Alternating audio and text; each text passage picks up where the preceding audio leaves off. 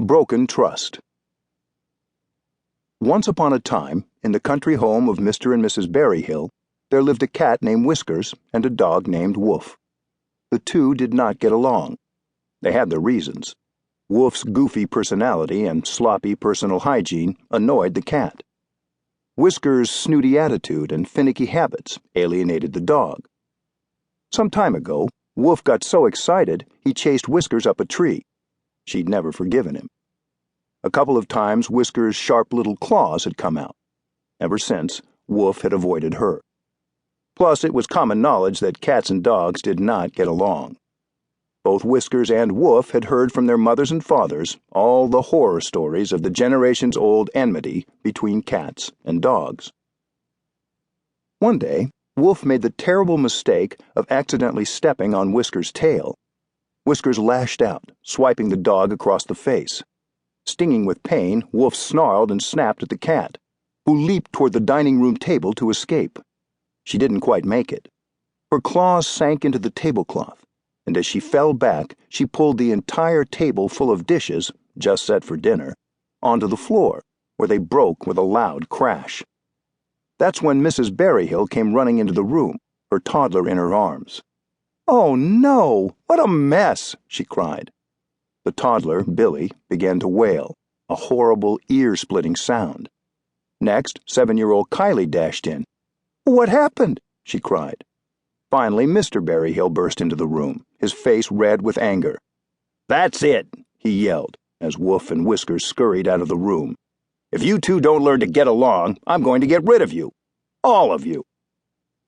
When Mr. Berryhill said all of you, he was referring to the 3 other animals that lived in the house: a parrot named Presley, a hamster named Harriet, and a goldfish named Wiggles.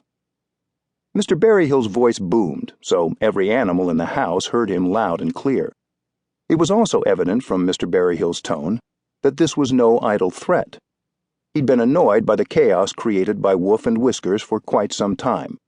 Mr. Berryhill seemed to have reached his breaking point. Kylie's eyes filled with tears. "No, Daddy, please don't get rid of our animals." Mr. Berryhill squatted down and looked his little girl in the eye. "I don't want to get rid of them, honey, but we have to trust these animals to behave if they're going to live in our house. If they're going to fight and break our dishes, they've got to go." "But, Daddy," Kylie began. "Daddy's right," said Mrs. Berryhill. "If the animals are going to be part of our family, we have to be able to depend on them." "If they behave, can we keep them?" Kylie asked tearfully.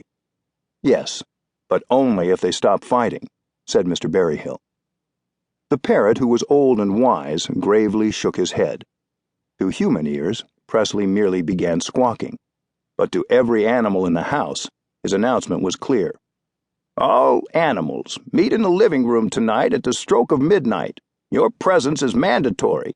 This is an emergency." That night, as they were getting ready for bed, Mrs. Berryhill had a heart-to-heart with her husband. "Honey, the dog and cat did make an unfortunate mess tonight, but your reaction seemed a little over the top.